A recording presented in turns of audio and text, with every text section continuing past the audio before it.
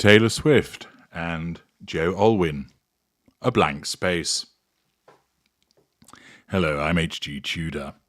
I've explained previously why Taylor Swift is a narcissist, and indeed have examined recent songs of hers which reinforce this, and also how she is laughing at many of her fans and detractors. As part of the evidence that I examined with regard to ascertaining that she is a narcissist, I looked at the various relationships that she's had, those relationships being numerous and often quite short-lived. Although more recently she has had a longer relationship, but that has now come to an end. And it bears examination, both in terms of the demise of the relationship, which of course is disengagement between narcissist and intimate partner primary source, and also the way that it's being reported. And to that end, I turn to an article by Rebecca Jennings that appears in Vox.com. Taylor Swift and Joe Alwyn's relationship was a mystery on purpose. Swifties are losing it over the pair's breakup, but we never really knew them to begin with. Well, actually, we do, because we are able to recognize that one of the individuals is a narcissist and the other was the victim. On Saturday, 7:47 p.m. Eastern Time, Rebecca Jennings writes, I received a text, Tay-Core and Joe Brike IK.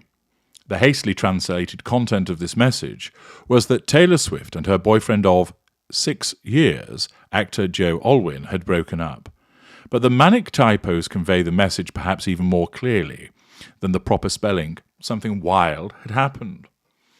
Like many people who have listened to Swift's last 5 albums, I had a difficult time believing the news. Over the course of Reputation, Lover, Folklore, Evermore and Midnights, Swift has painted a portrait of her relationship with Alwyn that portrays them as almost cosmically aligned, magical thinking, a deeper kind of soulmates, magical thinking and grandiosity, than the wide-eyed fairy tale romances she sang about in 2010's Speak Now. I've explained previously that Swift's propensity for writing songs about and singing about her relationships is her means of assertion of control over both the subject of the song and, of course, her audience alongside that. I once believed love would be burning red, but it's golden, she sings about Alwyn on the Lover track Daylight. Once again, this is evidence that the aware narcissist that Taylor Swift is fully aware that there is a golden period in place, and states that love would ordinarily burn red, passion, but actually it's golden because he's the golden boy that is in the golden period. The Alwyn era of Swift's career was marked not by the drama of Swift's personal life, as was the case with her earlier hits, but by the idea of Swift as a full-grown adult in a seemingly stable, happy relationship for the first time. So happy, in fact, that fans were worried she'd have nothing to write about anymore.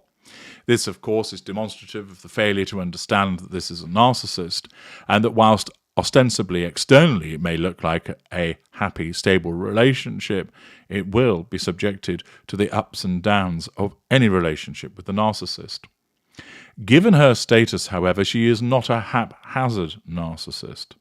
She is not one that lurches from one disaster to another, but instead there is cool calculation behind what she does. This means that whilst devaluation will take place, it's not going to be in the form of drunken brawls played out across the press. The article continues that explains that Swift wrote her best album ever, 2020's Folklore, which tells other people's imaginary stories instead of litigating her own drama, which, of course, as I explained, was her means of asserting control and drawing fuel in relation to other albums. She still would find sneaky ways to drop in her characteristic intertextual clues for fans to hunt for, i.e., this alleviates the boredom for Swift. It enables her to demonstrate those Machiavellian traits of puppeteering her fans by dropping the clues in and relishing in their confusion and the hunt for those answers. Alwyn has also been a part of her professional world, albeit behind the scenes. They wrote several songs together. He's credited by the pen name William Bowery, including the cutesy Sweet Nothing on Swift's most recent album, character trait acquisition, and absorption of individual into her world. In her song, she's referred to him as King of My Heart, idealization, flattery, and a magnetic force of a man, flattery, and has described the idea of losing him as the kind of heartbreak that could never mend. Idealization, melodrama. Speculation that the two had gotten married or were planning to has followed them for years. As recently as a few months ago, they were reportedly discussing marriage. I like shiny things, but I'd marry you with paper rings, Swift sang on her 2019 album, recognising the draw, of course, of objects, but the factor of idealising him once again. This wasn't the kind of celebrity breakup news you could ignore as speculation or over-eager journalism, unlike, say, the time that the founder of the blog Hollywood Unlocked erroneously reported that Queen Elizabeth II had died 7 months before she actually did. The news came courtesy of Entertainment Tonight, then People magazine, two publications known for their close ties to stars' publicity teams and reluctance to print unconfirmed information. People followed up its report with several more quotes from a source close to both Swift and Alwyn, which you can probably translate to mean Swift's longtime publicist, Tree Payne. Assertion of control through PR, who said the split was caused by differences in their personalities and Alwyn's discomfort with Swift's level of fame. There, of course, blame shifting. It's not Swift's fault, it's his fault, because he can't handle the fact that she's more famous than him. Whether that's true or whether it's not, it doesn't matter. That is the reason given that is put out there for the assertion of control over the masses. In other words, these weren't rumours, these were confirmations. That, of course, has not stopped fans from speculating that the breakup is fake news. Over the weekend, TikTok and Twitter exploded with arguments from fans as to why Swift and Alwyn may still be together, all good fuel for Taylor Swift, or asserting that, actually, they got married last year in the United Kingdom. Stan culture has always been deeply distrustful of the mainstream media, except in circumstances when it extols their celebrity of choice. This, of course, is where members of the coterie deem such rumours, such information to be as an attack against their hero or heroine, and therefore they distrust it. Taylor Swift has a particular ability to incite alternative theories about her choices, both professional and personal. Some of this she has acknowledged. Again, the puppeteering that she engages in comes from her frequent use of Easter eggs in her songs and social media posts, literally inviting people to invent reasons why she used a certain phrase or posted a certain image.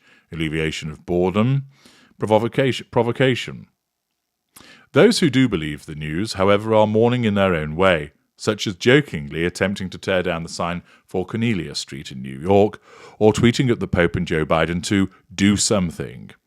Fans have tried to suss out clues she may have been sending audiences, notably in the fact that in recent shows on her Eras tour, which is currently on its North American leg, she swapped a love song about Alwyn, Invisible String, for The One, a song about a relationship that could have been.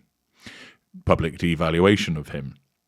It's a strange thing to feel blindsided about a relationship you've never even witnessed in person, but that's the power of Swift and increasingly all celebrities and influencers. Consider the outrage aimed at the comedian John Mulaney, who'd built a loyal following for being a sweet, devoted husband after he divorced his wife and quickly began dating another woman. Shame on me for thinking his onstage persona was really him, wrote one commenter. But Taylor Swift has been warning us all along about putting too much trust in her performance of herself, i.e. hiding in plain sight. After a career spent meticulously leaving breadcrumbs for her fans to follow, mass manipulation, deciding which tantalizing nuggets of information to share and when, Swift's most recent album, Midnights, almost reads as a mea culpa, except it's not. In the final track, Dear Reader, she speaks directly to fans who've looked up to her for nearly 2 decades, telling them to find another guiding light and never take advice from someone who's falling apart. That, of course, is a manipulation that's done for her amusement, to see how they would react. She's not falling apart, she never will. The only meaningful thing Swift has ever said about Alwyn outside of what's made it into her lyrics is that we, as in the public, will never really know what they have. Mysticism, assertion of control through denial. In an interview with The Guardian in 2019, she explained why she doesn't discuss him. which of course is actually about asserting control. I've learned that if I do, people think it's up for discussion, and our relationship isn't up for discussion. Nullification of threat to control. If you and I were having a glass of wine right now, we'd be talking about it. But it's just that it goes out into the world. That's where the boundary is, and that's where my life has become manageable. I really want to keep it feeling manageable. Thus, the relationship between Swift and Alwyn has ended. He has been disengaged from. There are 5 disengagement triggers when it comes to such a situation. His fuel, of course, had become stale and he will have been devalued, but not in an obvious way. But when it comes to the disengagement, this will be either because she has got somebody else lined up, which does not appear to be the case here, that he has caused massive wounding, that he has caused massive exposure, that he ceased to function, or that essentially he's become too difficult to control.